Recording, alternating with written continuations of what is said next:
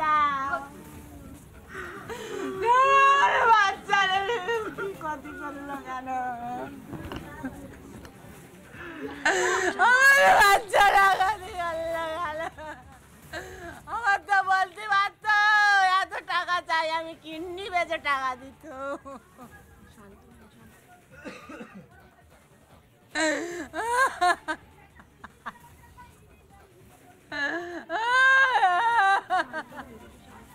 দিনে দুবার ব্যবহার করো স্টপেজ ক্রিম আর নিজেকে রাখো evergreen. Keya Seth aromatherapy stoppage cream আর খুঁজে পাও নতুন আমিকে। কি শান্ত, আমি তো আর তার বাবুনি। আজকে আমার বাচ্চার পরীক্ষা, সপ্তাহে সপ্তাহে পরীক্ষা ছিল।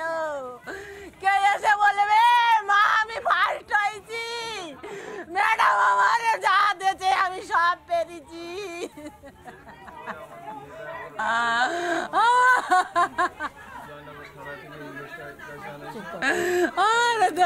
কেউ বলবে না আমি শাস্তি দেবো। আমার বাচ্চার জন্য ছেড়ে খাইছে, আমি ওরকম ছেড়ে খাবো। আমি শাস্তি দেবো, আমি ছেড়ে খাবো।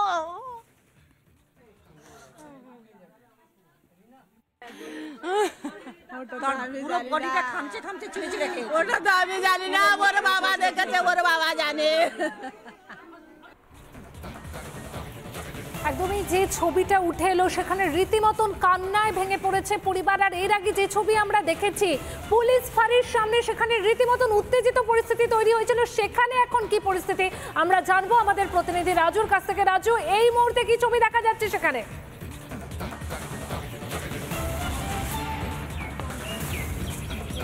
হ্যাঁ দেখো, তোমাকে জানিয়ে রাখি মূলত ইতিমধ্যেই কিন্তু এলাকা থমথমে রয়েছে ঘটনাস্থলে। যেমন বারুইপুর জেলা পুলিশের পুলিশ সুপার আধিকারিকরা এসছে, দমকলের ইঞ্জিনও এসছে ও একটি টুলু পাম্পের মাধ্যমে পুরো যে ফাঁড়ির যে আগুন, যে পকেট ফায়ার ছিল সেগুলো যেমন নিয়ন্ত্রণে আনা হয়েছে। তবে ইতিমধ্যেই কিন্তু এই যে মহিষমারি বাজার, আমার পাশেই দেখতে পাবে মহিষমারি বাজার, ইতিমধ্যেই কিন্তু প্রত্যেকটি দোকানে তালাবন্ধ অবস্থায় পড়ে রয়েছে।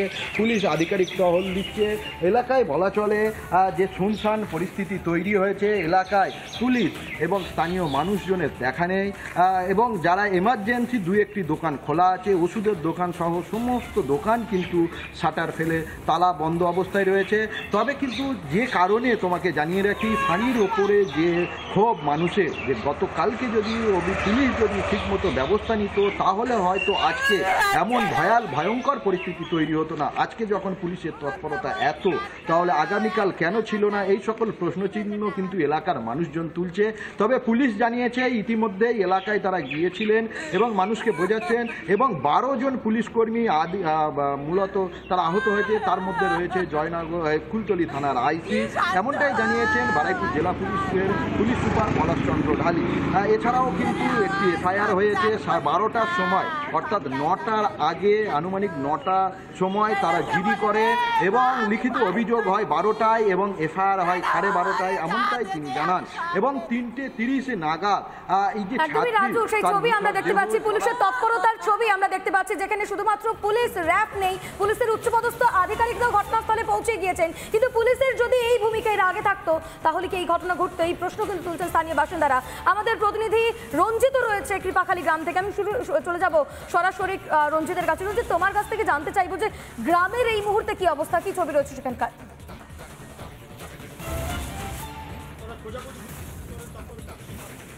একদমই তোমাকে সেই চিত্র দেখাবো। তুমি দেখতে পাচ্ছ আমি চিপাখালী যে হাল্লার পাড়া, সেই হাল্লার পাড়াতে রয়েছি। তুমি দেখতে পাচ্ছ ক্যানিং থানার পুলিশ আধিকারিক রয়েছে এবং মহকুমা পুলিশ আধিকারিক রামকুমার মণ্ডল কিন্তু ঘটনাস্থলে তিনি রয়েছেন এবং তিনি গ্রামবাসীদেরকে বারে বারে বোঝাচ্ছেন তাদেরকে বাড়ি ফিরে যাওয়ার কথা বলছে। তুমি দেখতে পাচ্ছ আমাকে ক্যামেরা পার্সন কুতুব যে চিত্র দেখাচ্ছে, আমার ঠিক যে মানে যেমন যেদিকটা চিত্র দেখাচ্ছে ধানবাজার ঠিক ওপারটায় যে ওই যে নাবালিকা মেয়ে, তার দেহ পাওয়া গেছে এবং সেখানে পুলিশ ঘিরে রাখা হয়েছে এবং পুলিশ সূত্রে জানা যাচ্ছে ফরেন্সিক আধিকারিকরা আসবে ঘটনা তদন্তে। তবে তুমি দেখতে পাচ্ছ গোটা গ্রাম কিন্তু কার্যত থমথমে হয়ে গেছে এবং ঠিক উল্টো দিকে ক্যানিং মহকুমা পুলিশ আধিকারিক রামকুমার মণ্ডল তিনি ঘটনাস্থলে রয়েছেন এবং তিনি এই এলাকা কিন্তু টহল দিচ্ছে যাতে নতুন করে কোনো অশান্তি বা অপ্রীতিকর পরিস্থিতি না ঘটে, সে কারণে কিন্তু পুলিশ মোতায়েন রয়েছে। তবে এলাকাবাসীদের একটা অভিযোগ যে পুলিশ তাদের উপর লাঠিচার্জ করেছে, তাদের উপরে কাঁদানে গ্যাস ছুঁড়েছে এবং গুলি ছড়া হয়েছে, এমনটা কিন্তু অভিযোগ করা হচ্ছে। কিন্তু গুলির খোল পাওয়া গেছে রাস্তার উপর। তুমি দেখতে পাচ্ছ যে গোটা ঘটনা কিন্তু তদন্ত করছে পুলিশ আধিকারিকরা রয়েছে এবং তোমাকে সেই চিত্র দেখাবো, তুমি দেখতে পাচ্ছ।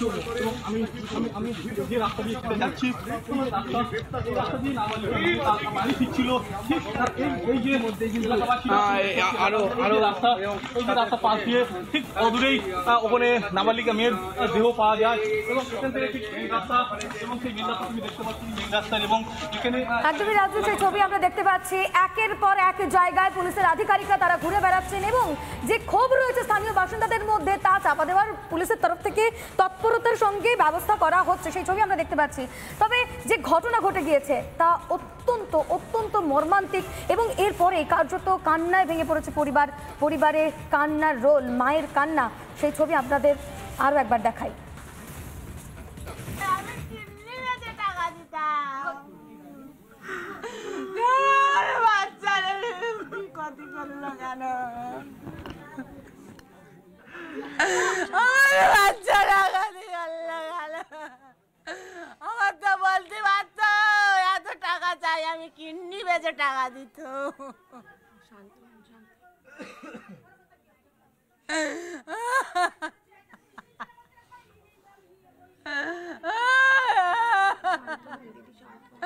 কি শান্ত, আমি তো আর তার বাবুনি।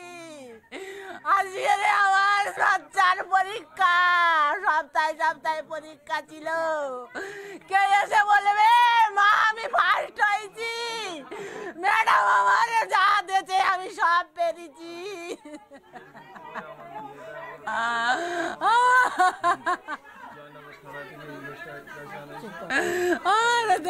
কেউ বলবে না আমি শাস্তি দেবো, আমার বাচ্চার জন্য খেয়ে খাইছে, আমি ওরকম খেয়ে খাবো, আমি শাস্তি দেবো, আমি খেয়ে খাবো।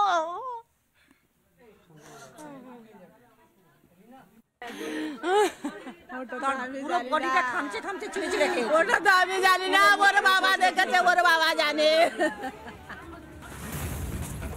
পুজোর আবহে আরো এক মায়ের কোল খালি, বুক ফাটা কান্না মায়ের। আর অন্যদিকে এই ঘটনাকে কেন্দ্র করে স্থানীয়রা রীতিমতন পুলিশের বিরুদ্ধে ক্ষোভ উগরে দিয়েছেন। তারা ঠিক কি অভিযোগ করেছেন, কি বলছেন আমাদের প্রতিনিধি কি ছবি তুলে ধরলো একবার দেখাই আপনাদের।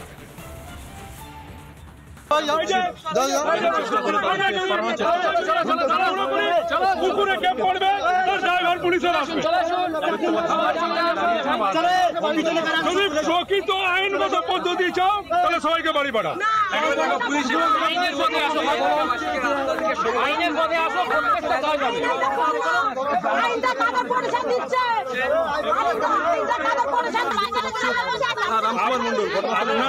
আইনগত পদ্ধতিতে বিচার চান? আমার প্রশ্নের আগে উত্তর দিন, আপনারা কি আইনগত পদ্ধতিতে বিচার চান? যদি আইনগত পদ্ধতিতে বিচার চান, এরকম ভাবে হই হই করে কাজটা হবে না। যা যা পরপর নিয়ম আছে সেই নিয়ম অনুযায়ী ভারতীয় দণ্ডবিধি অনুসারে, ভারতীয় সংবিধান অনুসারে আপনাদেরকে চলতে হবে। সেইভাবে যদি চলেন তাহলে এইরকম হই হই করে আপনারা পুলিশকে দুটো ইট মারবেন, পুলিশ দৌড়িয়ে যাবে, এতে কোনো ফায়দা নেই। প্রথমে আপনাকে বুঝতে হবে আপনারা কেউ আমরা নই। এই ঘটনা আমাদের যে কোনো যদি হয় আমরা বিচারের কাছেই যাব এবং আপনাকে বিচার ব্যবস্থার উপরে আস্থা রাখতে হবে। বিচার ব্যবস্থার উপরে, ভারতীয় বিচার ব্যবস্থার উপরে আস্থা রাখতে যা আমাদের পরিকাঠামো আছে তার মধ্যে আমাদের সেরাটা করতে হবে। সমস্ত পদ্ধতি অবলম্বন করা হবে। আমরা তো গেছি, তখন যদি আপনাদের লোকেরা একটু তদন্ত করতো আমার বাচ্চাটা কি যেত? আজ আমার বাচ্চাটা যেত না। ওরা মদ কি হয়েছে না হয়েছে সেটাও তো তদন্ত করে দেখতে হবে। কি হয়েছে না হয়েছে শুনুন, ঠিক কথা না হয় যদি শুধু মানুষের সাথে পুলিশের লড়াই হয় তবে সেই কাজটা হবে। এতে শুধুমাত্র তদন্ত এবং বিচার ব্যবস্থাটা এফেক্টেড হবে, আর কিচ্ছু হবে না।